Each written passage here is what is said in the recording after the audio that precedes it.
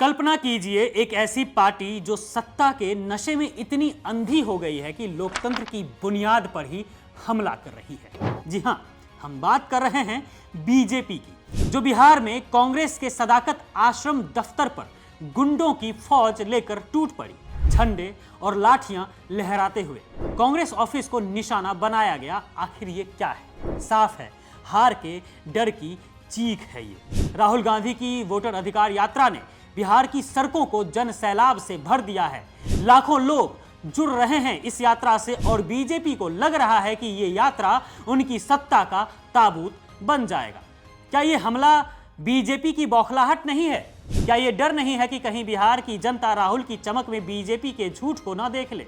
सत्ता की आड़ में सालों से भ्रष्टाचार का नमक खाने वाले अब कांप रहे हैं, क्योंकि कांग्रेस आ रही है और वो सब कुछ उजागर करने वाली है। पहले जानिए आपकी आखिर बिहार में बीजेपी वाले कर क्या रहे हैं, आखिर क्यों डर रहे हैं कांग्रेस की वोटर अधिकार यात्रा से। तो जनाब, 29 अगस्त की सुबह बीजेपी के कार्यकर्ताओं ने कांग्रेस के बिहार प्रदेश मुख्यालय सदाकत आश्रम पर धावा बोल दिया। वे झंडों और लाठियों से लैस थे और कांग्रेस कार्यकर्ताओं पर हमला किया गया। कांग्रेस ने इसे सीधे बीजेपी की साजिश बताया है, कहते हुए कि यह हमला उनकी वोटर अधिकार यात्रा की सफलता से उपजी हताशा का नतीजा है।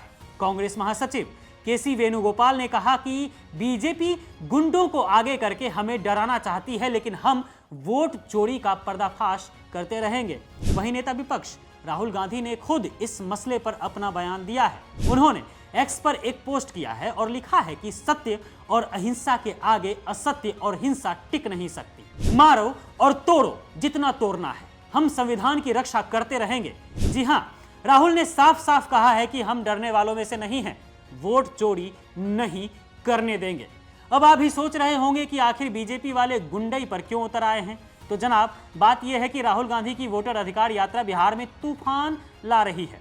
लोग वोट चोरी, बेरोजगारी और भ्रष्टाचार के खिलाफ आवाज बुलंद कर रहे हैं, जिससे बीजेपी को डर लगने लगा है कि कहीं राहुल गांधी की वोटर अधिकार यात्रा उनकी सत्ता के लिए आखिरी कील ना साबित हो जाए। आप ये भी जानिए कि बीजेपी वाले इस गुंडई को लेकर भी एक्सक्यूज दे रहे हैं, बोल रहे हैं कि राहुल गांधी के मंच से मोदी और उनकी मां के लिए आपत्तिजनक भाषा का प्रयोग किया गया है। राहुल गांधी को माफी मांगनी होगी। लेकिन कांग्रेस ने इसका भी जवाब साफ साफ रूप से दे दिया है। कांग्रेस ने कह दिया है कि यात्रा में मोदी के खिलाफ जो अपशब्द कहे गए वो बीजेपी के ही प्लांटेड एजेंट ने कहा है, ताकि यात्रा से ध्यान भटकाया जा सके।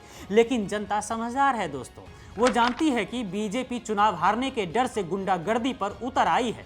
खैर, जो भी हो, लेकिन बीजेपी ने जो हरकत की है वो लोकतंत्र पर सीधा हमला है। एक पार्टी ऑफिस पर हमला करना क्या सत्ता का दुरुपयोग नहीं है? सवाल तो ये भी है कि नीतीश कुमार की सरकार चुप क्यों है? क्या वो बीजेपी के आगे झुक गए हैं?